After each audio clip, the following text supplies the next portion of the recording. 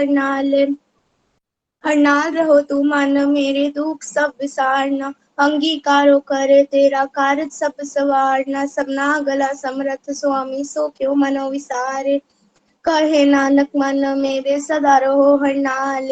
साचे साहेबा क्या नहीं करते रह, करता तेरे सब कुछ है जिस दिले सो पावे, सदा सिर्फ सलाह तेरी नाम मन वसावे, नाम जिनके मन वसिया वाजिब सबद कनेरे, कहे नानक सच्चे साहिब क्या नहीं करते रह, साचा नाम मेरा आधारो साच नाम आधार मेरा, भुखा सब गवाइया करसान सुख मने आई, वसिया जिन्हें इच्छा सब पुजाई, सदा कुर्बान कीता गुर विटो जिसनी आए वड्याइयां, कहे नानक सुनो संतो सबद करो प्यारो, साचा नाम मेरा आधारो वाजे पंच शब्द कार सुभागे शब्द वाजे कला जित कटारियां, पंचदूत वास्त कीते काल कंटक मारिया, तुर करम पाया तुझ जिनको से नाम हर के लागे, कहे नानक तैस को हो आदित कर अनहद वाजे, साची लिवे बिन दे निमाणी लिवे बाजो क्या करे वे चार्या, बात समरत को ए नाही कृपा कर बनवार्या,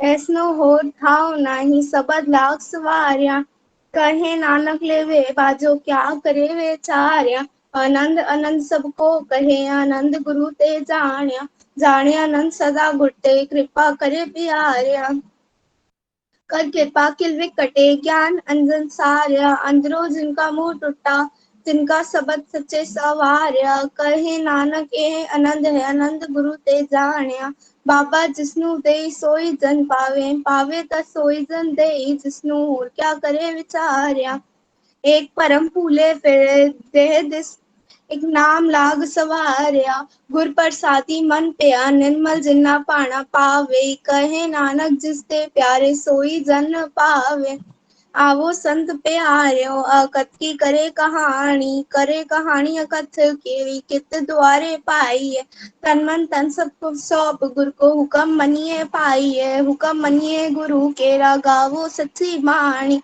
कहे नानक सुनो संतो कत्यो कथ कहानी, ए मन चंचला चतुराई किन्ने ना पाया चतुराई ना पाया किन्ने तू, सुन मन मेरा ए माया मोणी जिन एक परम बुलाया, माया तमोणी तिने कीती जिन खगोली पाया, कुर्बान कीता किसे विटो जिनमो मीठा लाया, कहे नानक मन चंचल चतुराई किन्ने ना पाया, ए मन प्यारिया तू सदा सच संभाले, एक तुम तू दे जे देखता चले नहीं तेरे नाले, साथ तेरे चले नाही तिस नाल क्यों चितलाइए, ऐसा कम मूले ना कीचे जित अंत पछोताइए, सतगुर का उपदेश सुन तू होवे तेरे नाले, कहे नानक मन प्यारे तू सदा सच संभाले, अगम अगोचरा तेरा अंत न पाया किन्ने तेरा अपना आप तू जाने, जी जन सब खेल तेरा क्या को आँख वखाने, अखे ता वेखे सब तू है जिन जगत उपाया, कहे नानक तू सदा अगम है तेरा अंत न पाया, सुनर मुंजन अमृत खोजते सो अमृत गुर ते पाया, पाया अमृत गुर कृपा कीनी सच्चा मन वसाया, जी जंत सब तुध उपाय एक वेग परसण आया, लब लोभ अहंकार चुका सतगुर भला पाया, कहे नानक जिसनु आप तुथा जिन तिन अमृत गुर ते पाया, भक्ता की चाल निराली चाला निराली भक्ता केरी बिखम मारग चलना, लब लोभ अहंकार तज तृष्णा बहुत नहीं बोलना, खन्यो दिखी वालो निकी एत मारग जाना, गुर प्रसादी जिन आप तजया हर वासना समाणी, कहे नानक चाल भक्ता जुगो जुग निराली, जियो तू चलावे ते वे चले स्वामी होर क्या करे जाना, गुण तेरे जित तू चलाए ते वे चले जिन मार्ग पावे,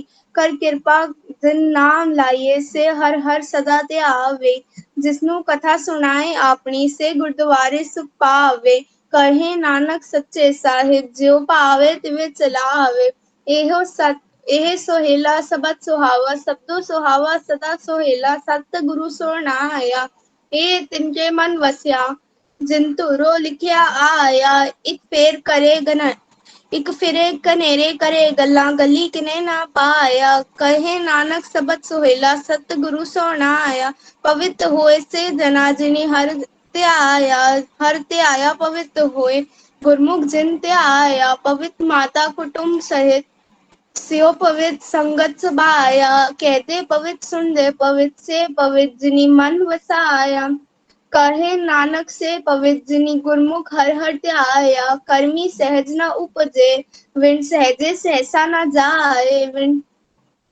ਨਾ जाए सहसा किते संजम रहे करम कमाए सहसे जियो मलिन है कितु संजम तोता जाए मन ਧੋਵੇ ਸਬਦ ਲਾਗੋ ਹਟ ਸਿਓ ਰਹੇ ਚਿਤ ਲਾਏ ਕਹੇ ਨਾਨਕ ਗੁਰ ਪ੍ਰਸਾਦ ਸਹਿਜ ਉਪਜੇ ਇਹ ਸਹਿਸਾ ਇਵ ਜਾਏ ਜਿਉ ਮੈਲੇ ਬਾਹਰੋ ਨਿਰਮਲ ਬਾਹਰੋ ਤੇ ਨਿਰਮਲ ਜਿਉ ਤਾ ਮੈਲੇ ਤਿਨੀ ਜਨਮ ਜੂਏ ਹਾਰਿਆ ਇਹ ਤਿਸਨਾ ਵੱਡਾ ਰੋਗ ਲੱਗਾ ਮਰਨ ਮਨੋ ਵਿਸਾਰਿਆ ਵੇਦਾਂ ਮੈਂ ਨਾਮ ਉੱਤਮ ਸੋ ਸੁਣੇ ਨਾਹੀ ਫਿਰ ਜੇ ਬੇਤ ਲਾਇਆ ਕਹੇ ਨਾਨਕ ਜਿਨ सच तज्या कूड़े लागे तिनी जन्म जुए हार्या जियो निर्मल बारो तो निर्मल जियो निर्मल सतगुर ते करनी कमाणी कूड़ की सोहे पहुंचे नाही मनसा सच समाणी जन्म रतन है खटिया भले सेवन जारे कहे नानक जिन मन निर्मल सदा रहे गुर नारे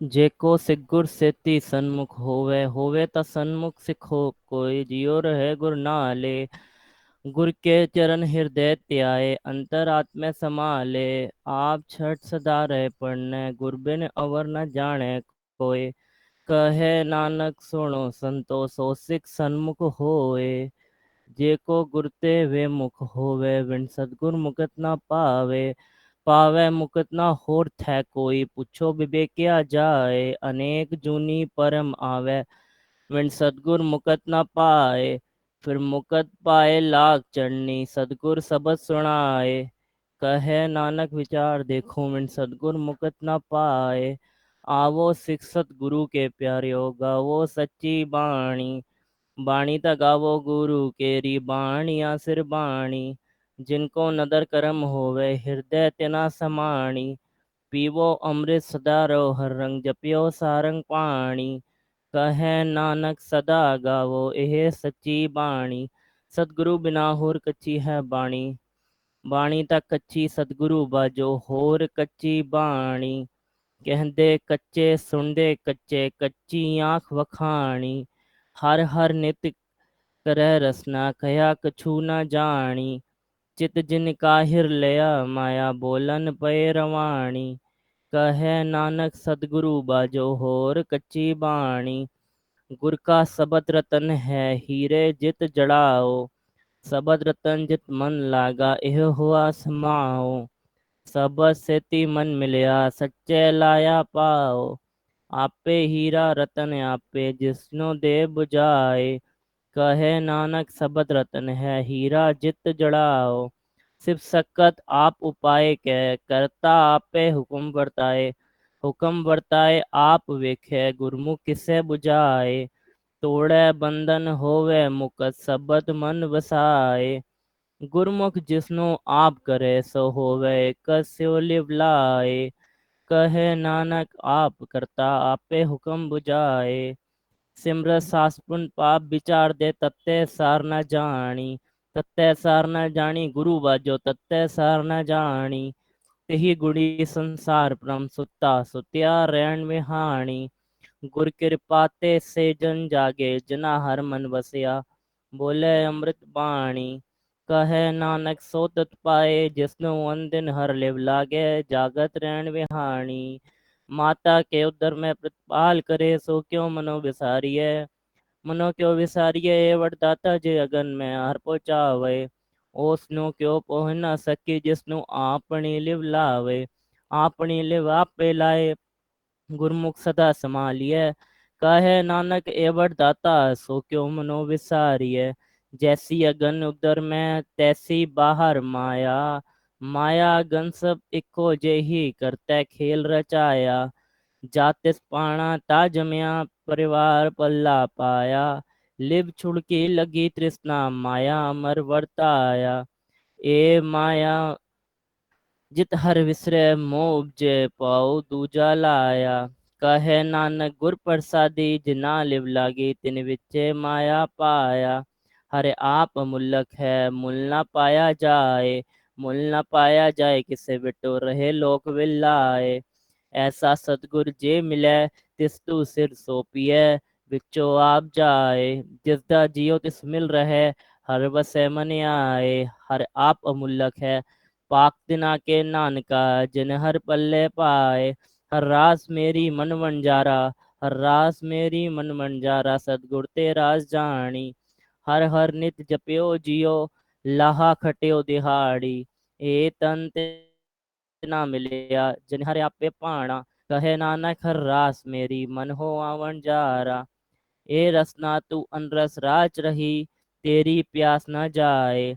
प्यास न जाए हो रत कीते जिचर, हर रस पल्ले न पाए। हर रस पाए पल्ले पिए, हर रस पाए पल्ले पिए, हर रस बोहर न तृष्णा लागे आए। ए हर रस कर्मी पाइय सतगुर मिले जिस आए। कहे नानक होर अनरस सब विसरे, जा हर वसै मन आए। ए शरीरा मेरिया हर तुम में जोत रखी, तातू जग में आया। हर जोत रखी तुद विच, तातू जग में आया। हर आपे माता आपे पिता जिन जियो उपाय जगत दिखाया। गुर प्रसादी बुझिया ता चलत होआ चलत नदरी आया। कहे नानक सृष्टि का मूल रचया जोत राखी, तातू जग में आया। मन चाओ पया ब्रह्म आगम सुनया, हर मंगल गाओ सखी ग्रह मंदिर बनया। हर गाओ मंगल नित सखिए, सोग दुख न व्यापे। गुर चरण लागे दिन सबागे आपना पिर जापे। अनहत बाणी गुर शब्द जानी, हर नाम हर रस पोगो। कहे नानक प्रभ आप मिलया करण कारण जोगो। ए शरीरा मेरिया इस जग में आए क्या तुद कर्म कमाया। कि कर्म कमाया तुद शरीरा जातु जग में आया। जिन हर तेरा रचन रचया सो हर मन न वसाया। गुर प्रसादी हर मन वसया पूरब लिखया पाया। कहे नानक ए शरीर प्रणवान हुआ जिन सदगुर सो चितलाया। ए नेत्रो मेर्यो हर तुम में जो तरी, हर बिन अवर न देखो कोई। हर बिन अवर न देखो कोई नदरी हर निहालिया। एह विस संसार तुम देख दे, ए हर का रूप है हर रूप नदरी आया। गुर प्रसादी बुझिया जा वेका हर एक है, हर बिन अवर न कोई। कहे नानक एह नेत्र अंध से सदगुर मिलिए दिव्य दृष्ट होई। ए सुवर्ण मेर्यो साचे सुनने नो पठाए। साचे सुनने नो पठाए शरीर लाए सुनो सत बाणी। जित सुनी मन तन हरिया हुआ, रसना रस समाणी। सच अलख विडाणी ताकि गत कही न जाए। कहे नानक अमृत नाम सुनो पवित्र होवो, साचे सुनने नो पठाए। हर जियो गुफा अंदर रख के, वाजा पवन बजाया। बजाया वाजा पवन नौ द्वारे प्रगट किए, दसवां गुप्त रखाया। गुरुद्वारे लाए पावनी एक ना दसवां द्वार दिखाया। तय अनेक रूप नौ नित्य, तिसदा अंत न जाई पाया। कहे नानक हर प्यारे जियो गुफा अंदर रख के, वाजा पवन बजाया। एहो साचा सुहेला साचे कर गावो। गावो ता सुहेला कर साचे, जिथे सदा सच त्यावे। सचो त्यावे जा तुध पावे, गुरमुख जिना बुझावे। ए सच सबना का खसम है, जिस बख्शे सो जन पावे। कहे नानक सच सुहेला सच्चे कर गावे। आनंद सुनो वड पागियो, सगल मनोरथ पूरे। पार ब्रह्म प्रभ पाया, उतरे सगल विसूरे। दुख रोग संताप उतरे, सुनी सच्ची बाणी। संत साजन पए सरसे, पूरे गुर ते जान। सुनते पुनीत कहते पवित, सतगुर रया पर पूरे। बिनवंत नानक गुर चरण लागे, बाजे अनहद तूरे। सुनते पुनीत कहते पवित, सतगुर रया पर पूरे, बिनवंत नानक गुर चरण लागे, वाजे अनहद तूरे। वाहेगुरु जी का खालसा, वाहेगुरु जी की फतेह। जी प्यारे प्यारे बच्चों, गज के फतेह बुलाओ जी। वाहिगुरु जी का खालसा, वाहिगुरु जी की फतेह।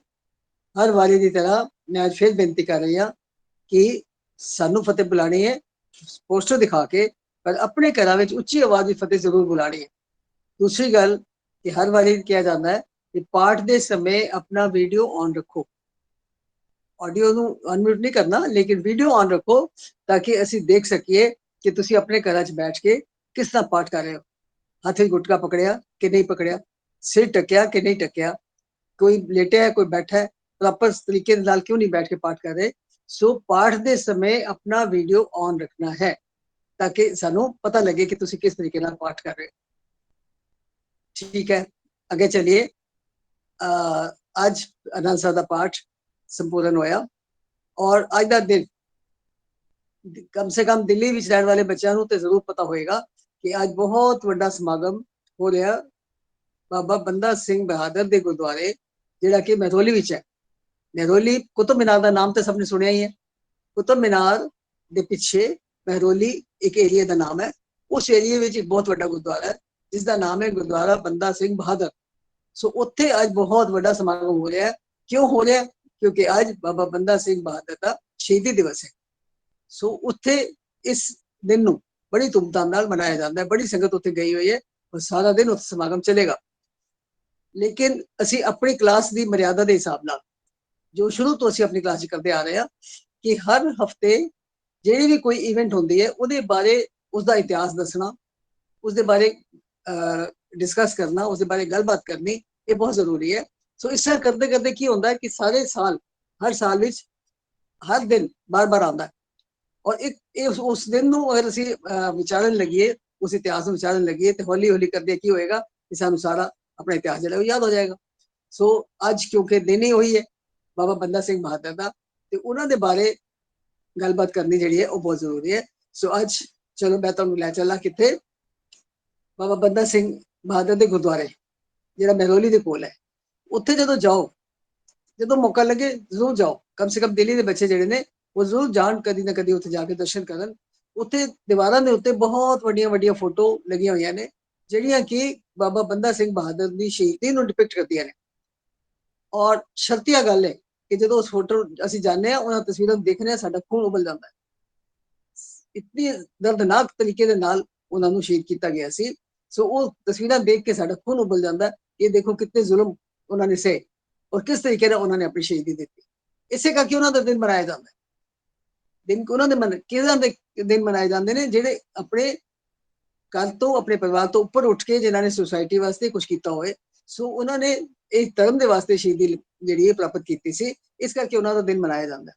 खैर गुरुद्वारे की गल ना करके मेरा ख्याल है मैं बाबा बंदा सिंह बहादुर के जीवन बारे थोड़ा जहा जरूर तुहानू दसना चाहवागी।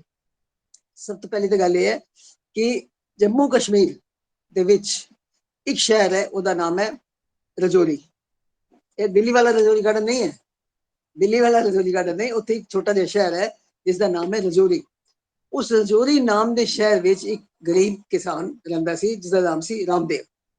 रामदेव नाम का किसान उत्थे रहिंदा सी। उसके घर एक बच्चे का जन्म होया ते उस बच्चे का नाम रखा गया लक्ष्मण देव। ये सारियां गल्लां याद रखना क्योंकि अज दा क्विज जिहड़ा है वो इस उत्ते बेस्ड है। ये सारे नाम जिहड़े तुहानू याद होने चाहिए ने। सो उस बच्चे का नाम रखा गया लक्ष्मण देव। हुण लक्ष्मण देव नाम का बच्चा उत्थे रजौरी नाम के शहर में पैदा होया, उत्थे ही पल रहा सी। जो जो थोड़ा वड्डा होया ते लोकां ने देखा कि उसके आम बच्चों नालों कुछ अलग आदियां आदतां ने। आम बच्चों तो उसके अंदर कुछ अलग चीज लोगों को नजर आई कि आम बच्चा नहीं है, क्योंकि बड़ी छोटी उम्र ही उसका शरीर बड़ा बलवान हो गया, उसका कद काठ बड़ा ऊंचा हो गया और उसका शरीर जो बड़ा ताकतवर हो गया और उसनों शिकार खेडन का शौक हो गया। अजे यंग सी, शिकार खेडन का शौक हो गया। तो उत्थे आस पास जंगल तो है ही ने, पहाड़ों के कश्मीर में जंगलों में जाता सी ते उत्थे जाके वो शिकार खेडदा सी। किसदा? जानवरां दा, बंदियां दा नहीं। ਜਾਨਵਰਾਂ ਦਾ ਸ਼ਿਕਾਰ ਖੇਡਦਾ ਸੀ, जिन्होंने ਉਹਨੂੰ ਬੜਾ ਸ਼ੌਕ ਸੀ ਸ਼ਿਕਾਰ। नजर भी ऑनलाइन है, अरगुन भी ऑनलाइन है। प्लीज अनम्यूट ना करो बच्चे, अनम्यूट ना करो, सारी गल ध्यान नाल सुनो, बाद में अगर कोई पूछना होगा तो तुम पूछ सकते हो। खैर जो बड़ा होया तो शौक किस चीज का हो गया, शिकार का। सो तुसी हुण हैरान होवोगे कि गल असीं कर रहे सी दिल्ली विच बरौली विच बाबा बंदा सिंह बहादुर दा गुरुद्वारा है, ते गल मैं कित्थों शुरू कीती है, कश्मीर तो। किन्नी दूर, जिथे उन्हां दा जन्म होया सी। जन्म स्थान केड़ा है? जम्मू कश्मीर दे विच एक शहर है जिसका नाम है रजौरी। खैर उत्थे जो जो वड्डे होंदे गए ते शिकार दा शौक जिहड़ा सी होर वधदा गया। बड़े बड़े जानवरां नूं मार के वो लैके आंदे सी और सारे शहर वाले लोग खुश होंदे सी कि देखो साडे आस पास रहने वाला बच्चा किन्ना बड़ा शिकारी बन गया। लेकिन वो शिकारी बच्चे दा जीवन किवें बदलिया, उसकी सोच किवें बदली, वो एक दिन की गल है। एक दिन विच ही उसकी सोच जिहड़ी सी बदल गई। वो किस तरह? उसने शिकार किया ते अपने शिकार के दौरान उसने मारिया एक हिरनी नूं। हिरनी तुसीं समझदे हो? हिरनी नाम के जानवर नूं उसने मार दिता। जो मार दिता उसका तीर वजया, हिरनी जिहड़ी सी डिग पई जमीन के उत्ते ते तड़फ तड़फ के वो मर गई ते मरदे मरदे की होया कि उसका पेट फट गया। उस हिरनी का पेट फट गया ते उसके पेट विचों दो बच्चे निकले, क्योंकि बच्चे पैदा होने वाले सी, अजे होए नहीं सी, लेकिन बच्चे अजे पूरे बड़े नहीं सी होए, लेकिन जान सी उन्हां दे अंदर, बच्चों के अंदर जान सी। तो वो बच्चे जमीन के उत्ते गिर गए ते इहदी अखां सामने तड़फ तड़फ के वो दोनों बच्चे भी मर गए। हुण ये जो लक्ष्मण देव सी देखदा पिया सी सारा नजारा, ते इसदा एकदम मन जिहड़ा सी बदल गया। इसनूं इतना पछतावा होया कि मैं अज कीता किन्ना वड्डा पाप कीता। एक तीर दे नाल मैं 3 जानां लै लईआं। हिरनी तो मारी गई और उसके दो बच्चे जिहड़े कि दुनिया ते अजे आए नहीं सी, वो दो बच्चे भी मर गए। एक तीर दे निशाने नाल मैं 3 जानां लै लईआं। इस चीज का पछतावा, इतना पछतावा होया उसनूं कि उसे कसम खाई कि अज तो बाद मैं शिकार नहीं खेलांगा, किसी जीव नूं तंग नहीं करांगा, किसी जीव नूं मारांगा नहीं, शिकार बिल्कुल नहीं खेलांगा। शिकार किसी जीव नूं अजाई मारना वो पाप है। सो ये पाप की फीलिंग उसके अंदर जो आई तो उसका मन वैरागी हो गया। इतना वैरागी हो गया कि उसको घर बार मां बाप किसी के नाल लगाव ही नहीं रहे, वैरागी बन गया बिल्कुल। हुण जद वैरागी बन गया तो उस शहर विच की हर जगह ते कोई साधुआ संतां दे टोले आंदे हुंदे सी, उन्हां दे दर्शन करने, उन्हां दे कोल बैठ जाना, उन्हां दे प्रवचन सुनने, उन्हां दी जिहड़ी सी पाठ पूजा, उन्हां दी भगती नूं देखना, ध्यान उहदा इस पासे लग गया। किथे ते शिकारी सी, शिकार खेडण जंगलां विच जांदा सी। हुण ਉਹ साधु संतां दे मगर लग गया। ਜਿਹੜਾ ਕੋਈ ਸਾਧੂ ਸੰਤ ਆਪਣਾ ਗਰੁੱਪ ਲੈ ਕੇ, ਆਪਣਾ ਟੋਲਾ ਲੈ ਕੇ ਉਸ ਸ਼ਹਿਰ ਚੋਂ ਨਿਕਲਦਾ ਸੀ, ਉਹ ਉਹਨਾਂ ਦੇ ਨਾਲ ਹੀ ਟੁਰ ਪੈਂਦਾ ਸੀ। ਘਰ-ਬਾਰ ਛੋੜ ਕੇ ਉਹਨਾਂ ਨਾਲ ਹੀ ਟੁਰ ਪੈਂਦਾ ਸੀ ਤੇ ਉਹਨਾਂ ਜੋ ਕੁਝ ਉਹ ਕਰਦੇ ਸੀ ਸਾਧੂ ਸੰਤ ਉਹ ਵੀ ਉਸ ਤਰ੍ਹਾਂ ਕਰਨ ਲੱਗ ਪੈਂਦਾ ਸੀ। मतलब जीवन इतना बदल गया कि कितने शिकारी और कितने वो साधु, एक तरह का साधु बन गया, वैरागी हो गया, दुनिया तो उसका प्यार नहीं रहा। उत्थे चलदा चलदा एक बारी की होया कि एक साधुआ दा टोला आया ते उस साधुआ दे टोले दे विच ਉਹ बड़े दिन तक ਉਹਨਾਂ ਦੇ ਨਾਲ ਅੱਗੇ ਅੱਗੇ ਚੱਲਦਾ ਰਿਹਾ। ਜਿੱਥੇ ਜਿੱਥੇ ਉਹ ਜਾਂਦੇ ਸੀ ਉਹ ਨਾਲ ਚੱਲਦਾ ਗਿਆ ਤੇ ਉਹ ਉਹਨਾਂ ਸਾਧੂਆਂ ਦਾ ਖਾਸ ਇੰਪੋਰਟੈਂਟ ਚੇਲਾ ਬਣ ਗਿਆ। ਉਹ ਜਦੋਂ ਚੇਲਾ ਬਣ ਗਿਆ ਤੇ ਉਹਨਾਂ ਨੇ ਜਿਹੜਾ ਉੱਥੋਂ ਦਾ ਸਾਧੂਆਂ ਦਾ ਜਿਹੜਾ ਹੈਡ ਸੀ ਨਾ, ਉਸਨੇ ਉਹਨੂੰ ਆਪਣੇ ਟੋਲੇ ਦੇ ਵਿੱਚ, ਆਪਣੇ ਗਰੁੱਪ ਦੇ ਸ਼ਾਮਲ ਕਰ ਲਿਆ ਤੇ ਉਸਦਾ ਨਾਮ ਰੱਖ ਦਿੱਤਾ ਨਰੰਗਦਾਸ। ਹੁਣ ਦੇਖੋ ਨਾਮ ਕਿਵੇਂ ਬਦਲਦੇ ਪਏ ਨੇ, ਪਹਿਲੇ ਲక్ష్మణ ਦਾਸ, ਹੁਣ ਉਹਦਾ ਨਾਮ ਹੋ ਗਿਆ ਨਰੰਗਦਾਸ। ਉਸ ਤੋਂ ਬਾਅਦ ਅਜੇ ਵੀ ਉਹਦਾ ਮਨ ਨਹੀਂ ਟਿਕਿਆ, ਅਜੇ ਵੀ ਮਨ ਨਹੀਂ ਟਿਕਿਆ। ਇੰਡੀਆ ਬਹੁਤ ਵੱਡਾ, ਕਿੱਥੇ ਕਸ਼ਮੀਰ ਹੈ ਤੇ ਕਿੱਥੇ ਅਗਰ ਨੀਚੇ ਵੱਲ ਚੱਲਣਾ ਸ਼ੁਰੂ ਕਰ ਦਈਏ ਤੇ ਕਿੰਨੇ ਹੀ ਸਟੇਟਸ ਆਉਂਦੇ ਨੇ। ਸੋ ਘੁੰਮਦਾ ਫਿਰਦਾ ਹਰ ਸਟੇਟ 'ਚ ਹੁੰਦਾ, ਜਿੱਥੇ ਕੋਈ ਸਾਧੂ ਸੰਤ ਮਿਲਿਆ ਉਹਨਾਂ ਦੇ ਨਾਲ ਲੱਗਿਆ। ਕਰਦੇ ਕਰਦੇ ਉਹ ਇੱਕ ਤਾਂਤਰਿਕ ਦੇ ਮਗਰ ਲੱਗ ਗਿਆ ਤੇ ਉਸਦੇ ਕੋਲ ਉਹਦਾ ਚੇਲਾ ਬਣ ਗਿਆ। ਹੁਣ ਉਹਨੂੰ ਕੀ ਕੀਤਾ, ਉਹਨੇ ਜੰਤਰਾਂ ਮੰਤਰਾਂ ਦੀ ਵਿਦਿਆ ਪ੍ਰਾਪਤ ਕਰਨੀ ਸ਼ੁਰੂ ਕਰ ਦਿੱਤੀ। तो उस साधु ने उसका नाम रखा माधोदास। नाम भी बदल रहे हैं और जीवन भी बदल रहे हैं। माधोदास अपने जंतर मंत्र दे विच इतना परफेक्ट हो गया कि वो अपने मंत्रों के नाल कुछ दा कुछ कर सकता सी, जो वो चाहता सी कुछ कर सकता सी। बंदे नूं जानवर बना दे, जानवर नूं बंदा बना दे, किसी नूं मार दे, किसी नूं कुछ भी कर दे। इतनी उहदे कोल जंतरां मंत्रां दी ताकत आ गई ते हौली हौली चलदे चलदे चलदे चलदे कित्थे कश्मीर सी ते चलदे चलदे साउथ विच जाके कितने पहुंचा, जिथे अज हजूर साहब गुरुद्वारा है, जिथे अज हजूर साहब गुरुद्वारा है। गोदावरी नदी वगदी है, नदी के किनारे उत्थे जो पहुंच गया तो उस जगह उसको बड़ी अच्छी लगी। नदी का किनारा बहुत अच्छा लग्या, बड़ा शांत सी, बड़े आस-पास बड़े घट लोग रहंदे सन। उसने की कीता, अपना उत्थे एक डेरा बना लिया। गोदावरी दे किनारे ते एक अपना डेरा बना लिया। अज भी वो जगह है, अज वो डेरा नहीं है, अज उत्थे बहुत बड़ा गुरुद्वारा है, लेकिन वो उसने अपना माधो दास ने उत्थे अपना एक डेरा बना लिया। डेरा बना के उत्थे अपना उन्हां दा गुरु बन के बैठ गया माधो दास। उस डेरे दा हेड कौन सी? माधो दास सी। उत्थे बैठ गया और वो उसदे अगों चेले चांटे आने शुरू हो गए। ਉਹਦੇ कई चेले बन गए, लोकी भी ਉਹਦੇ ਕੋਲ आने शुरू हो गए ਤੇ ਉਹ ਆਪਣੇ ਜੰਤਰਾਂ ਮੰਤਰਾਂ ਦੇ ਨਾਲ ਲੋਕਾਂ ਨੂੰ ਪਰੇਸ਼ਾਨ ਵੀ ਕਰਨ ਲੱਗ ਪਿਆ। ਕਿਸੇ ਦਾ ਕੰਮ ਠੀਕ ਕਰਦਾ ਸੀ ਲੇਕਿਨ ਲੋਕਾਂ ਨੂੰ ਪਰੇਸ਼ਾਨ ਜ਼ਿਆਦਾ ਕਰਦਾ ਸੀ। ਔਰ ਉਸਦੇ ਮਨ ਵਿੱਚ ਹੰਕਾਰ, ਈਗੋ, इतना हंकार हो गया, इतना हंकार हो गया कि मेरे वर्गा ताकतवर तो कोई दुनिया ते है ही नहीं। गुरु गोबिंद सिंह महाराज ਦਾ ਸਮਾਂ ਆਇਆ, ਜਦੋਂ ਮਹਾਰਾਜ ਉੱਥੇ ਪਹੁੰਚੇ ਨੇ ਨਾਂਦੇੜ, ਹਜ਼ੂਰ ਸਾਹਿਬ ਜਦੋਂ ਪਹੁੰਚੇ ਨੇ ਤੇ ਉਹਨਾਂ ਨੇ ਸੁਣਿਆ ਕਿ ਇੱਥੇ ਇੱਕ ਮਾਧੋ ਦਾਸ ਬੈਰਾਗੀ ਨਾਮ ਦਾ ਬੰਦਾ ਹੈ ਜਿਹੜਾ ਕਿ ਗੋਦਾਵਰੀ ਨਦੀ ਦੇ ਕਿਨਾਰੇ ਉਹ ਡੇਰਾ ਬਣਾ ਕੇ ਬੈਠਾ। ਤੇ ਲੋਕਾਂ ਨੇ, ਆਮ ਲੋਕਾਂ ਨੇ ਦੱਸਿਆ ਮਹਾਰਾਜ ਉਹ ਤੇ ਉੱਥੇ ਆਪਣਾ ਡੇਰਾ ਬਣਾ ਕੇ ਬੈਠਾ। ਉਹਦੇ ਉਸ ਨੂੰ ਇਤਨੇ ਤੰਤਰ ਮੰਤਰ ਆਉਂਦੇ ਨੇ ਕਿ ਆਪਣੇ ਮੰਤਰਾਂ ਦੇ ਨਾਲ ਉਹ ਕੁਝ ਵੀ ਕਰ ਸਕਦਾ ਹੈ। और दूसरी गल है कि उसको अपनी विद्या का बड़ा मान है, बड़ा हंकार है।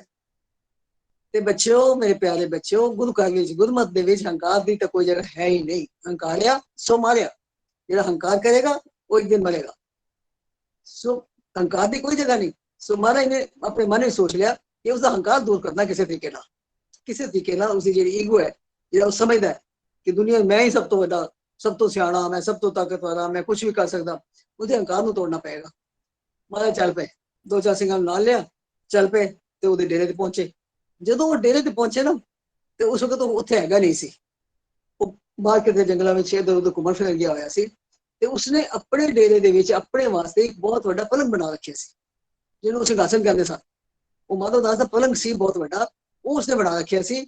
ਔਰ ਉਸ ਪਲੰਗ ਦੇ ਉੱਪਰ ਬੈਠਣ ਦੀ ਕਿਸੇ ਨੂੰ ਇਜਾਜ਼ਤ ਨਹੀਂ ਸੀ। ਉਹਦੇ ਚੇਲੇ ਚਾਂਟੇ ਜਿਹੜੇ ਸਨ ਉਹ ਕਿਸੇ ਨੂੰ ਵੀ ਉਸ ਉੱਤੇ ਬੈਠਣ ਨਹੀਂ ਦਿੰਦੇ ਸਨ, ਨਾ ਬੈਠਦੇ ਸਨ। ਉੱਥੇ ਸਿਰਫ ਓਨਲੀ ਵਨ, ਇੱਕ ਬੰਦਾ, कौन सी? माधो दास बैरागी, वो आके उत्ते बैठता सी। सो खैर गुरु महाराज ने की कीता, जाके सीधे ओदे पलंग उत्ते बैठ गए। उसदे पलंग उत्ते बैठ गए जाके। हुण जदों पलंग ते बैठे ते जिन्ने ओ माधो दास दे चेले सन उन्हां ते भाजड़ पै गई। ਇਹ ਕੀ ਹੋਇਆ ਕਿ ਮਾਧੋ ਦਾਸ ਤੇ ਕਿਸੇ ਨੂੰ ਬੈਠਣ ਨਹੀਂ ਦਿੰਦਾ ਆਪਣੇ ਪਲੰਗ ਦੇ ਉੱਤੇ, ਤੇ ਇਹ ਕੌਣ ਆ ਕੇ ਬੈਠ ਗਿਆ ਇੱਥੇ? ਕਿਹਨੇ ਹਿੰਮਤ ਕੀਤੀ? ਦੌੜੇ ਗਏ ਜਿੱਥੇ ਜੰਗਲਾਂ ਵਿੱਚੋਂ ਗਿਆ ਹੋਇਆ ਸੀ, ਉਹਨੂੰ ਲੱਭ ਗਏ। ਉਹਨੂੰ ਕਹਿੰਦੇ ਨੇ ਮਾਧੋ ਦਾਸ ਜੀ ਅੱਜ ਤੇ ਬੜੀ ਕਮਾਲ ਹੋ ਗਈ, ਅੱਜ ਤੁਹਾਡੇ ਡੇਰੇ ਵਿੱਚ ਦੇਖੋ ਤੁਹਾਡੇ ਪਲੰਗ ਤੇ ਆ ਕੇ ਕੌਣ ਬੈਠ ਗਿਆ। ਓਹੋ, ਇਹ ਸੁਣ ਕੇ ਉਹਦੀਆਂ ਅੱਖਾਂ ਲਾਲ ਹੋ ਗਈਆਂ, ਗੁੱਸਾ ਆ ਗਿਆ। ਅੱਛਾ ਕੌਣ ਹੈ? ਕੌਣ ਬੈਠ ਗਿਆ ਮੇਰੇ ਪਲੰਗ ਦੇ ਉੱਤੇ? ਕਿਹਨੇ ਇਹਦੀ ਹਿੰਮਤ ਕੀਤੀ ਹੈ? ਮੈਂ ਹੁਣੇ ਠੀਕ ਦਾ ਹੁਣੇ ਜਾਣਾ, ਮੈਂ ਹੁਣੇ ਠੀਕ ਕਰਦਾ। ਤੇ ਉਹਨਾਂ ਦੇ ਚੇਲਿਆਂ ਨੇ ਕਿਹਾ ਤੁਸੀਂ ਜਦ ਤੱਕ ਤੁਸੀਂ ਪਹੁੰਚੋਗੇ ਤਾਂ ਬਹੁਤ ਦੇਰ ਹੋ ਜਾਏਗੀ, ਤੇ ਤੁਸੀਂ ਇੱਥੋਂ ਹੀ ਕੁਛ ਐਸਾ ਕਰੋ ਕਿ ਉਹ ਬੰਦਾ ਉੱਥੋਂ ਚਲਾ ਜਾਏ। ਤੇ ਉਹ ਕੌਣ ਸੀ? ਗੁਰੂ ਗੋਬਿੰਦ ਸਿੰਘ ਜੀ ਮਹਾਰਾਜ ਬੈਠੇ ਸਨ ਉਸੇ ਪਲੰਗ ਤੇ। ਸੋ ਉਸਨੇ ਬੜੀ ਕੋਸ਼ਿਸ਼ ਕੀਤੀ, ਜਿੰਨੀ ਦੇਰ ਉਹ ਉੱਥੋਂ ਜੰਗਲ ਵਿੱਚੋਂ ਨਿਕਲ ਕੇ ਤੇ ਆਪਣੇ ਡੇਰੇ ਤੱਕ ਪਹੁੰਚਿਆ, ਰਸਤੇ ਵਿੱਚ ਜਿੰਨੇ ਤੰਤਰ ਮੰਤਰ ਨੂੰ ਆਉਂਦੇ ਸਨ, ਜੋ ਤਰੀਕਾ ਉਹਨਾਂ ਨੂੰ ਆਉਂਦਾ ਸੀ, ਉਹ ਸਾਰਾ ਕੁਝ ਕਰਦਾ ਰਿਹਾ, ਪਰ ਮਹਾਰਾਜ ਤੇ ਕੋਈ ਅਸਰ ਨਹੀਂ ਹੋਇਆ। ਉਹ ਬੜੇ ਆਰਾਮ ਨਾਲ ਚੌਕੜਾ ਮਾਰ ਕੇ ਉੱਤੇ ਬੈਠੇ, ਪਲੰਗ ਤੇ ਬੈਠੇ ਨੇ। ਹੁਣ ਉਹ ਮੰਤਰ ਪੜਦਾ ਵੀ ਜਦ ਆਪਣੇ ਡੇਰੇ ਤੇ ਪਹੁੰਚਿਆ ਤਾਂ ਹੈਰਾਨ ਹੋ ਗਿਆ ਕਿ ਰਸਤੇ ਵਿੱਚ ਮੈਂ ਆਪਣੀ ਤੰਤਰ ਵਿਦਿਆ ਦਾ ਕਿੰਨਾ ਮੈਂ ਪ੍ਰਯੋਗ ਕੀਤਾ। ਸਾਰੀ ਵਿਦਿਆ ਜੋ ਮੈਨੂੰ ਆਉਂਦੀ ਸੀ ਮੈਂ ਸਾਰੀ ਕਰ ਲਈ, ਸਾਰੇ ਮੰਤਰ ਪੜ੍ਹ ਲਏ, ਤੇ ਇਹ ਜਿਹੜਾ ਪਲੰਗ ਤੇ ਬੈਠਾ ਹਿੱਲਿਆ ਹੀ ਨਹੀਂ, ਇਹਨੂੰ ਕੁਝ ਹੋਇਆ ਹੀ ਨਹੀਂ। ਇਹ ਕੀ ਹੋਇਆ? ਬੜਾ ਹੀ ਹੈਰਾਨ ਹੋਇਆ, ਬਹੁਤ ਹੈਰਾਨ। ਨੇੜੇ ਪਹੁੰਚਿਆ, ਨੇੜੇ ਪਹੁੰਚ ਕੇ ਅੱਖਾਂ ਲਾਲ, ਗੁੱਸੇ ਨਾਲ ਭੜਕਦਾ ਕੌਣ ਹੈ? ਕੌਣ ਮੇਰੇ ਪਲੰਗ ਤੇ ਬੈਠ ਗਿਆ? ਬਹੁਤ ਗੁੱਸੇ 'ਚ ਆ ਗਿਆ। ਮਹਾਰਾਜ ਨੇ ਕੁਝ ਨਹੀਂ ਕਿਹਾ, ਮਹਾਰਾਜ ਉੱਥੇ ਹੀ ਪਲੰਗ ਉੱਤੇ ਵਿਰਾਜਮਾਨ ਰਹੇ। ਹੁਣ ਹੌਲੀ ਹੌਲੀ ਉਸਦੇ ਮਨ ਵਿੱਚ ਇਹ ਚੀਜ਼ ਆਣੀ ਸ਼ੁਰੂ ਹੋ ਗਈ, ਇਸ ਦਾ ਮਤਲਬ ਕਿ ਮੇਰੇ ਤੋਂ ਜ਼ਿਆਦਾ ਸ਼ਕਤੀਸ਼ਾਲੀ ਇਹ ਜਿਹੜਾ ਪਲੰਗ ਤੇ ਬੈਠਾ ਇਹ ਹੈ। ਪਹਿਲੇ ਉਸਨੂੰ ਆਪਣੇ ਮਾਣ ਸੀ, ਬੜਾ ਹੰਕਾਰ ਸੀ, ਤੇ ਮਹਾਰਾਜ ਜੀ ਉਹਦਾ ਹੰਕਾਰ ਤੋੜਨ ਆਏ ਸੀ। ਸੋ ਹੌਲੀ ਹੌਲੀ ਉਸਨੂੰ ਇਹ ਮਹਿਸੂਸ ਹੋਣਾ ਸ਼ੁਰੂ ਹੋ ਗਿਆ ਕਿ ਮੇਰੇ ਸਾਰੇ ਮੰਤਰ ਫੇਲ ਹੋ ਗਏ। ਹੁਣ ਮੈਨੂੰ ਕੋਈ ਹੋਰ ਮੰਤਰ ਮੇਰੇ ਕੋਲ ਰਹਿ ਹੀ ਨਹੀਂ ਗਿਆ, ਇਹਦੇ ਤੇ ਮੈਂ ਕਿਹੜਾ ਮੰਤਰ ਚਲਾਵਾਂ? ਤੇ ਇਸ ਦਾ ਮਤਲਬ ਇਹ ਹੈ ਕਿ ਇਹ ਬਹੁਤ ਹੀ ਕੋਈ ਸ਼ਕਤੀਸ਼ਾਲੀ ਇਨਸਾਨ ਹੈ ਜਿਹੜਾ ਮੇਰੇ ਪਲੰਗ ਤੇ ਬੈਠਾ। ਸੋ ਉਸਨੇ तो गुरु महाराज की शक्ति का अंदाजा नहीं लगाया सी अजे तक, पर हौली हौली उसके मन के उत्ते असर होना शुरू हो गया कि ये कोई परमात्मा बंदा भेजा हुआ है, ये आम बंदा नहीं हो सकता। सो उसने जाके पूछा तुसी कौन हो, तुसी इत्थे किस आए हो, और तुसी मेरे पलंग ते क्यों बैठे हो? तो महाराज ने अपना नाम दस्या। तो फिर उन्होंने कहा कि मैं इस पलंग पे कोई भी बैठ सकता, कोई भी इस पलंग पे बैठ सकता, इस उत्ते कोई तेरा नाम नहीं लिखा होया और ना ही तेरी अपनी शक्ति नाल जे तू उस पलंग को मैंने उठा सकता तो उठा ले, लेकिन शक्ति तो है ही नहीं सी। उसने एक आखिरी मंत्र पढ़िया कि उठान की बजाय मैं पलंग नहीं उल्टा देना, पलंग उल्टा देगा तो अपने आप थले गिर जाएंगे। बड़ा उसे मंत्र पढ़े लेकिन पलंग हिलिया नहीं, ना पलंग हिलिया ते ना गुरु महाराज हिले। उसनों धन गुरु गोबिंद सिंह जी महाराज की शक्ति का बिल्कुल अंदाजा नहीं सी, बिल्कुल भी उसको अंदाजा नहीं सी। सो बड़ा परेशान, इतना परेशान होया कि हुण मैं करा ते की करा। सो उसने उत्थे जाके उस डेरे दे उत्ते जेड़ा उसदा डेरा सी ना माधो दास दा, उस डेरे दे उत्ते की बीतिया ते उस डेरे उत्ते की घटना बीती, किस तरीके उसका मेल होया किदे नाल, गुरु गोबिंद सिंह दे नाल, ये मैं आप दसन के बजाय मैं एक तुहानू छोटी जी मूवी की जी है वो स्क्रिप्ट दिखाना चाहवागी, वो सारे बच्चे ध्यान नाल देखणगे। उसने भी सिर्फ इतना दिखाया गया है कि जदों माधव दास गुरु गोबिंद सिंह जी मिलिया तो उसके उत्ते की असर होया तो उसका मन किवें बदलिया। सो सारे बच्चे प्लीज ध्यान नाल इस वीडियो क्लिप नू देखना, क्योंकि पहले भी मैं दस्या कि अज दा क्विज जिहड़ा है वो सारा इस उत्ते बेस होएगा। सो हुण मैं बेनती करांगी दमनप्रीत सिंह प्लीज बच्चे वो वाली वीडियो चलाओ।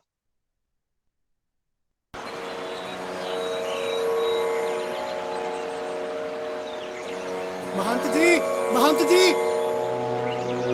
महंत जी, महंत जी, महंत जी, कोई अपने डेरे ते आया ते आउण सार ओने तो अपने मठ दी मर्यादा मिट्टी च मिला दी। बकरे झटके ते अपने प्रसाद बनाउण वाले चुल्हे ते मांस रिन्नणा धरता ते आप वो तुहाडे पलंग ते पसर के बैठ गया। केड़ा है जिन्हें इन्नी हिम्मत कीती? बाबा जी सबक सिखाओ उसनू। उत्थे बैठे ही पलंग सने धरती नाल पटका के मारो, फिर जाके पूछो। जाके पूछा नहीं, अपनिया शक्तियां भेज के पलंग सने ओनू इत्थे ही बुलावांगा, हुणे इसे वेले तुहाडे सामने।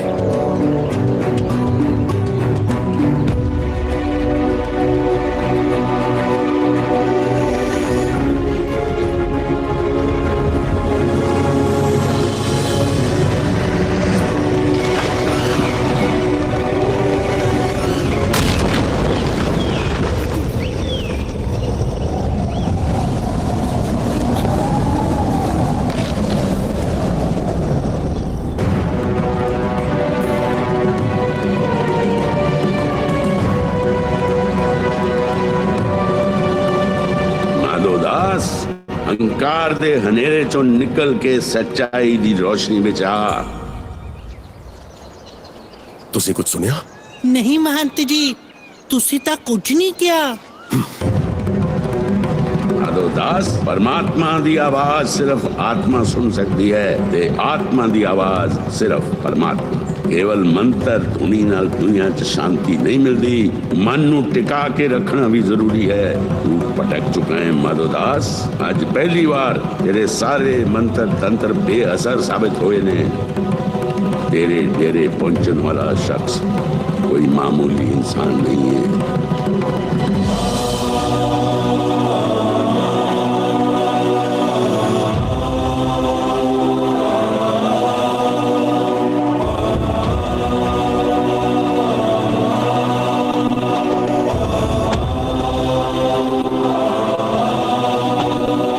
नाराज लगता है साडे तो। तू यही सोच रहा है ना कि इन्हां ने तेरे डेरे की पवित्रता भंग कर दी? माफ करना महाराज, मेरे पवित्र स्थान ते निर्दोष जीवां दी हत्या हुई है, उन्हां दे खून नाल आश्रम दी मिट्टी लाल है। हुण मैं इत्थे ध्यान नहीं लगा सकता। गुरु साहब ने कहा, यही तो मैनू समझ नहीं सी आ रहा कि बाहर तो मुगल निर्दोष बेकसूर इंसानां नू बकरियां दी तरह हलाल कर रहे ने। वो केड़ा ऐसा मंत्र है जिहड़ा शरेआम हो रहे अत्याचार वाली तेरा ध्यान नहीं जान दिंदा? रजौरी दा रहन वाला है तू। तवी, सतलुज, ब्यास, रावी, जमुना, गंगा, नर्मदा नदियां पार करके गोदावरी दे कंढे आके डेरा लाया है। मेरी मन, एक बार फिर तो सफर शुरू कर। राह विच तैनू गरीब मेहनतकश रोंदे हुए किसान मिलणगे। उन्हां दे हंझू पूंजी, उन्हां दियां मुस्कुराहटां पिछे बैठा परमात्मा तेरी उड़ीक कर रहा है। अंतर्यामी तुसी कौन हो? गुरु साहब ने कहा, ਉਹੀ ਜਿਹਨੂੰ ਤੂੰ ਜਾਣਦਾ ਹੈ? ਇੰਜ ਨਹੀਂ ਮਾਧੋ, ਮਨ ਦੀਆਂ ਅੱਖਾਂ ਨੂੰ ਖੋਲ।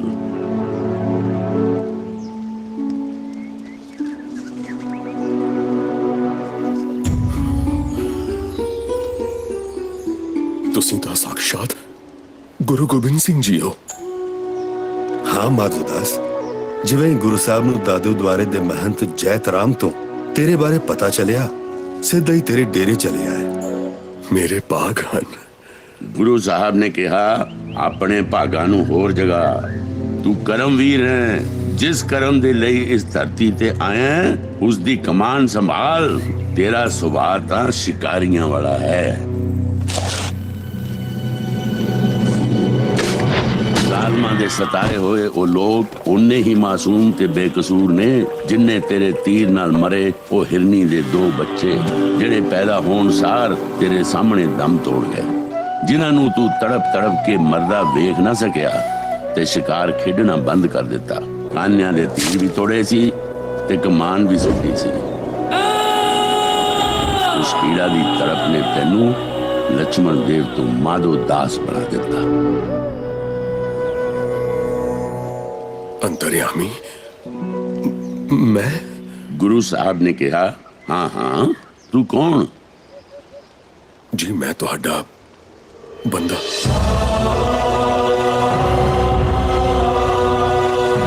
ਉਹ ਕਿਹੜੇ ਪਾਪੀ ਨੇ ਜਿਹੜੇ ਬੇਕਸੂਰ ਲੋਕਾਂ ਦਾ ਖੂਨ ਵਹਾਉਂਦੇ ਨੇ? ਕਿਵੇਂ ਸਜ਼ਾ ਦੇਗਾ ਉਹਨਾਂ ਲੋਕਾਂ ਨੂੰ? ਤੰਤਰਾ ਮੰਤਰਾਂ ਨਾਲ ਉਹਨਾਂ ਦੇ ਮੰਜੇ ਮੁੱਦੇ ਮਾਰ ਕੇ? ਤੰਤਰਾ ਮੰਤਰਾਂ ਵਾਲੇ ਮਾਧੋਦਾਸ ਦੀ ਮੌਤ ਤਾਂ ਤੁਹਾਡੇ ਦਰਸ਼ਨ ਕਰਕੇ ਹੋ ਗਈ ਸੀ ਬਾਜਾ ਵਾਲੇ ਸਾਈਆਂ। ਹੁਣ ਤੁਹਾਡੇ ਸਾਹਮਣੇ ਤੁਹਾਡਾ ਬੰਦਾ ਹੈ। ਹੁਣ ਤੁਸੀਂ ਆਪਣੇ ਇਸ ਬੰਦੇ ਨੂੰ ਇਹੋ ਜਿਹਾ ਸਿੰਘ ਬਣਾਓ ਜਿਹਦੀ ਤਲਵਾਰ ਕਿਸੇ ਬੇਗੁਨਾਹ ਤੇ ਉੱਠੇ ਨਾ ਤੇ ਕਿਸੇ ਪਾਪੀ ਨੂੰ ਬਖਸ਼ੇ ਨਾ। ਗੁਰੂ ਸਾਹਿਬ ਫਿਰ ਉਸ ਨੂੰ ਕਹਿੰਦੇ ਹਨ, ਤੈਨੂੰ ਬਸ ਬੰਦਾ ਐਸਾ ਬਹਾਦਰ ਸਿਪਾਹੀ ਬਣਾਵਾਂਗੇ ਜਿਹੜਾ ਇਨਸਾਨੀਅਤ ਦੇ ਦੁਸ਼ਮਣਾਂ ਨੂੰ ਲੋਹੇ ਦੇ ਜਣੇ ਚਬਵਾ ਦੇਗਾ। ਹੁਣ ਤੈਨੂੰ ਅਸੀਂ ਗਰੀਬਾਂ ਤੇ ਮਜ਼ਲੂਮਾਂ ਦਾ ਸਹਾਈ ਖਾਲਸਾ ਬਣਾਵਾਂਗੇ।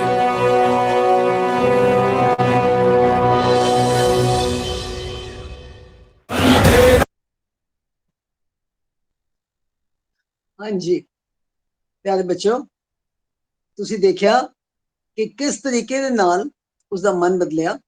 ਉਸਨੂੰ ਆਪਣੇ ਜਿਹੜੇ ਕੁਕਰਮ ਸਨ, ਜਿਹੜੇ ਮਾੜੇ ਕੁਰਮ ਸਨ, ਉਸਨੂੰ ਸੋਝੀ ਹੋਈ ਕਿ ਮੈਂ ਕੀ ਕਰ ਰਿਹਾ, ਮੈਂ ਬੇਕਸੂਰ ਜਾਨਵਰਾਂ ਨੂੰ ਮਾਰ ਰਿਹਾ, ਔਰ ਜਿਹੜੇ ਲੋਕ ਬੇਕਸੂਰ ਆਦਮੀਆਂ ਨੂੰ ਖਤਮ ਕਰ ਦਿੰਦੇ ਨੇ, ਮੈਂ ਉਹਨਾਂ ਨੂੰ ਕਿਉਂ ਨਹੀਂ ਮਾਰ ਸਕਦਾ। ਸੋ ਮਹਾਰਾਜ ਨੇ ਜੋ ਉਸਦੀ ਪੁਰਾਣੀ ਉਸਦਾ ਜੀਵਨ ਉਹਨੂੰ ਯਾਦ ਕਰਾਇਆ ਕਿ ਤੂੰ ਕਿਸ ਤਰ੍ਹਾਂ ਸ਼ਿਕਾਰੀ ਸੀ, ਕਿਸ ਤਰ੍ਹਾਂ ਤੂੰ ਹਿਰਦੇ ਦਾ ਸ਼ਿਕਾਰ ਕੀਤਾ। ਸੋ ਹੌਲੀ ਹੌਲੀ ਕਰਦੇ ਕਰਦੇ ਉਹਨਾਂ ਦੀਆਂ ਗੱਲਾਂ ਦੇ ਨਾਲ ਉਹ ਇਤਨਾ ਪ੍ਰਭਾਵਿਤ ਹੋਇਆ ਕਿ ਆਖਿਰ ਤੇ ਦੇਖੋ ਤੁਸੀਂ ਉਸਨੇ ਕੀ ਕਿਹਾ ਕਿ ਜੰਤਰ ਮੰਤਰ ਵਾਲਾ ਮਾਧੋ ਦਾਸ ਤਾਂ ਹੁਣ ਮਰ ਗਿਆ ਤੇ ਹੁਣ ਕੌਣ ਆ? ਮੈਂ ਤੁਹਾਡਾ ਬੰਦਾ। ਮਹਾਰਾਜ ਨੇ ਪੁੱਛਿਆ ਸੀ ਤੂੰ ਕੌਣ ਹੈ? ਤੇ ਕਹਿੰਦਾ ਮੈਂ ਤੁਹਾਡਾ ਬੰਦਾ। ਤੇ ਗੁਰੂ ਮਹਾਰਾਜ ਨੇ ਫਿਰ ਉਸਨੂੰ ਐਸਾ ਬੰਦਾ ਬਣਾਇਆ ਜਿਸਨੇ ਕਿ ਜ਼ੁਲਮ ਦੇ ਵਿਰੁੱਧ ਆਪਣੀ ਤਲਵਾਰ ਚੁੱਕੀ ਔਰ ਜ਼ੁਲਮ ਦਾ ਕਰਨ ਵਾਲਿਆਂ ਦਾ ਖਾਤਮਾ ਕੀਤਾ। ਸੋ ਕਿਸ ਤਰੀਕੇ ਨਾਲ ਬਣ ਗਿਆ।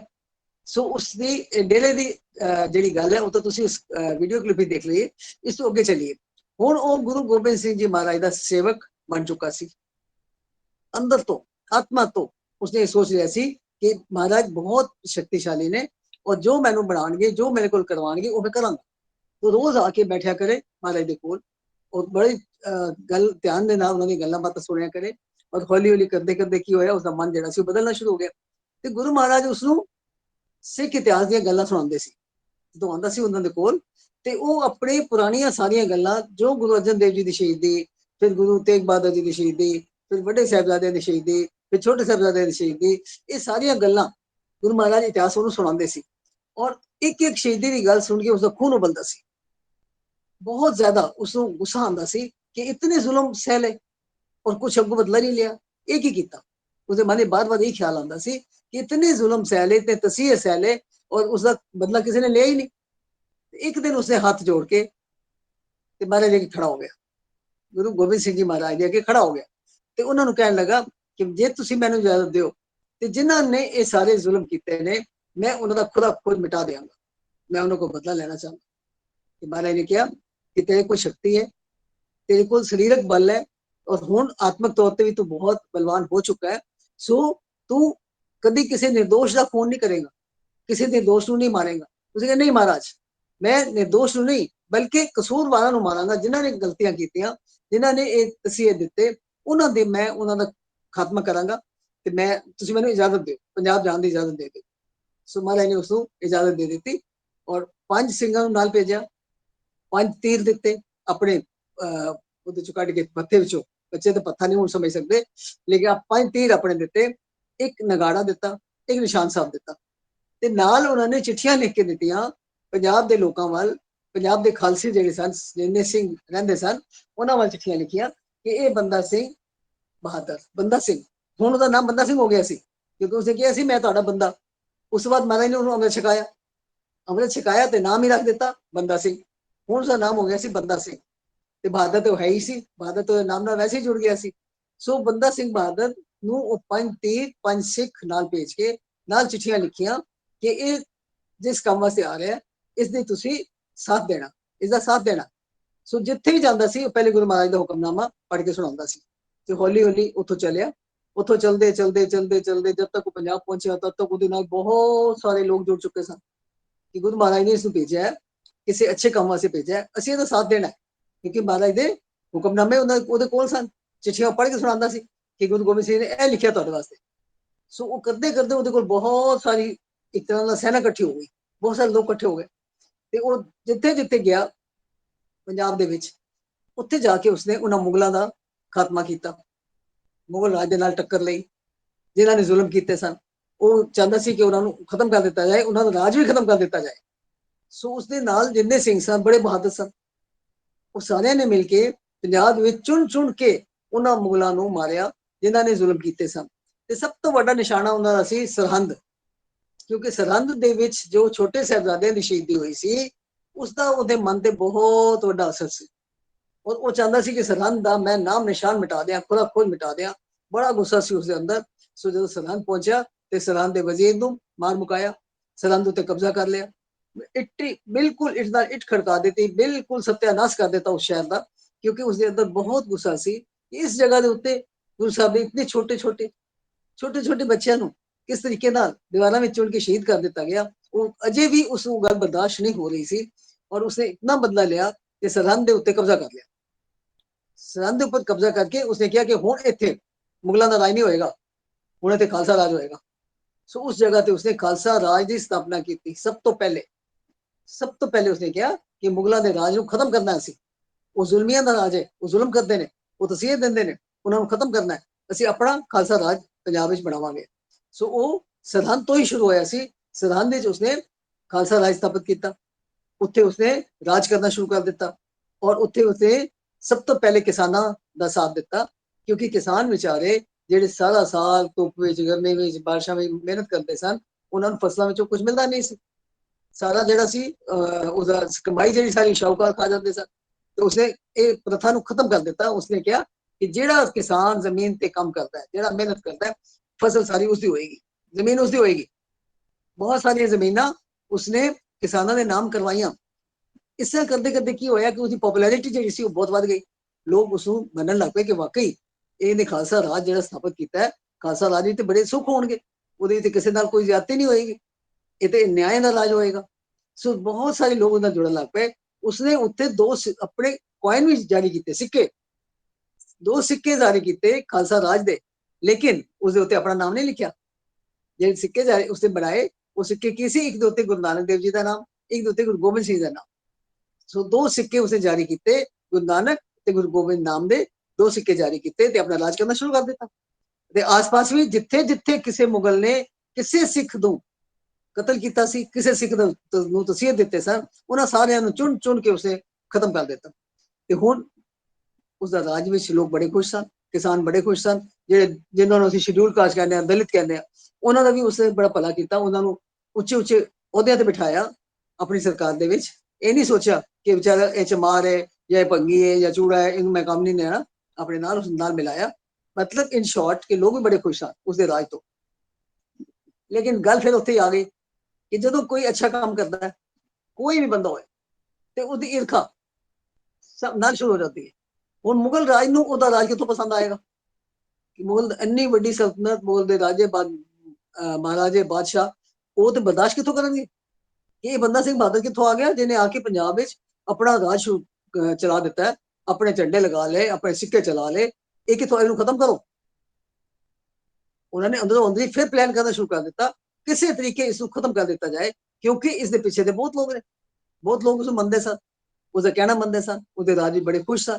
ਤਾਂ ਮੁਗਲਾਂ ਨੂੰ ਇਹ ਬਰਦਾਸ਼ਤ ਕਿੱਥੋਂ ਹੋਏਗੀ ਗੱਲ, ਇਹ ਗੱਲ ਬਾਤ ਉਹਨਾਂ ਨੂੰ ਬਰਦਾਸ਼ਤ ਨਹੀਂ ਹੁੰਦੀ ਸੀ। ਸੋ ਉਹਨਾਂ ਨੇ ਜਗ੍ਹਾ ਜਗ੍ਹਾ ਤੇ ਆਪਣੇ ਜੋ ਮੈਸੇਜ ਭੇਜ ਦਿੱਤੇ ਕਿ ਜਿੱਥੇ ਬੰਦਾ ਸਿੰਘ ਮਿਲੇ ਜਾਂ ਬੰਦਾ ਸਿੰਘ ਦੇ ਸਿੱਖ ਮਿਲਣ ਉਹਨੂੰ ਮਾਰ ਦਿਓ। ਉਹਨਾਂ ਦੇ ਕੋਲ ਤਾਂ ਇੱਕੋ ਹੀ ਤਰੀਕਾ ਹੁੰਦਾ ਸੀ ਮੁਗਲਾਂ ਦੇ ਕੋਲ, ਇਹਨਾਂ ਨੂੰ ਮਾਰ ਦਿਓ, ਉਹਨਾਂ ਨੂੰ ਕਹਿ ਦਿਓ ਜਾਂ ਤਾਂ ਮੁਸਲਮਾਨ ਬਣ ਜਾਣ, ਨਹੀਂ ਤਾਂ ਉਹਨਾਂ ਨੂੰ ਮਾਰ ਦਿਓ। ਇਹ ਤਰੀਕਾ ਉਹਨਾਂ ਦਾ ਇੱਕੋ ਹੀ ਸੀਗਾ। ਸੋ ਕਰਦੇ ਕਰਦੇ ਕੀ ਹੋਇਆ ਕਿ ਉਹ ਗੱਲ ਜਿਹੜੀ ਆਸ-ਪਾਸ ਫੈਲਣੀ ਸ਼ੁਰੂ ਹੋ ਗਈ ਕਿ ਹੁਣ ਮੁਗਲ ਸਰਕਾਰ ਜਿਹੜੀ ਹੈ ਉਹ ਬੰਦਾ ਸਿੰਘ ਬਹਾਦਰ ਦੇ ਮਗਰ ਪੈ ਗਈ ਔਰ ਕਿਸੇ ਤਰੀਕੇ ਉਹਨਾਂ ਨੇ ਬੰਦਾ ਸਿੰਘ ਨੂੰ ਮਾਰ ਦੇਣਾ। ਖੈਰ ਕੁਝ ਸਮਾਂ ਫਿਰ ਵੀ ਨਿਕਲ ਗਿਆ, इतनी जल्दी काम नहीं हो सकिया, लेकिन आखिर मुगल सल्तनत बहुत वड्डी सी, राजे महाराजे सन, उन्होंने को बहुत वड्डियां सेनावां सन।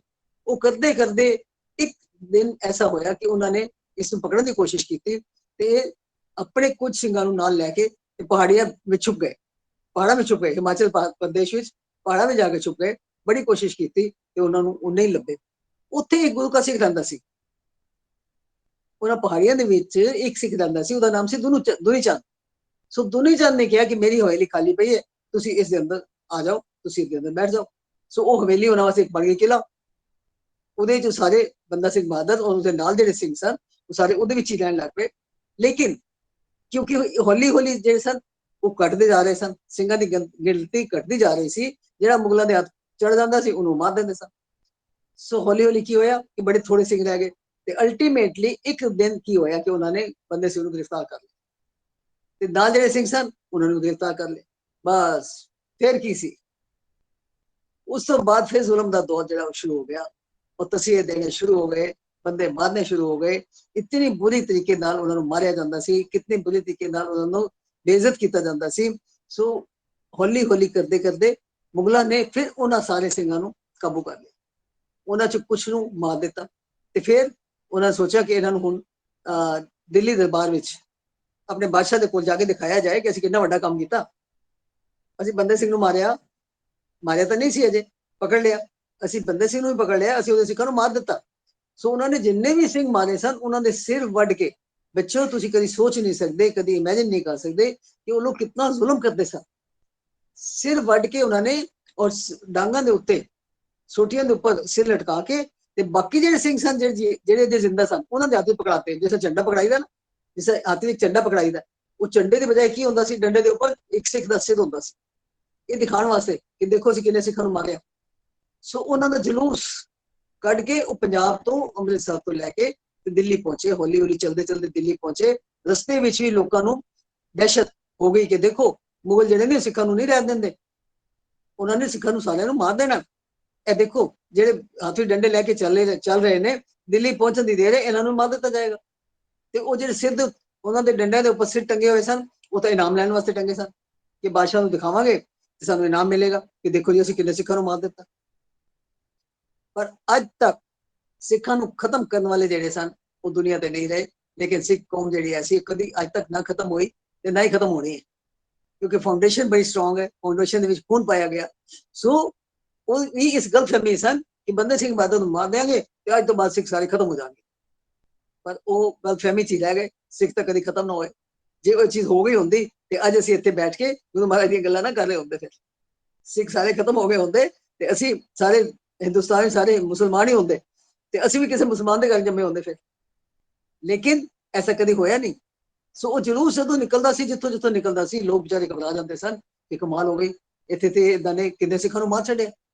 सो पहुंचे दिल्ली, और दिल्ली जाके कित्थे पहुंचे, कुतुब मीनार दे कोल महरौली, जिथों मैं गल शुरू की थी महरौली दे गुरुद्वारे तो, महरौली दे गुरुद्वारे तक वो पहुंचे।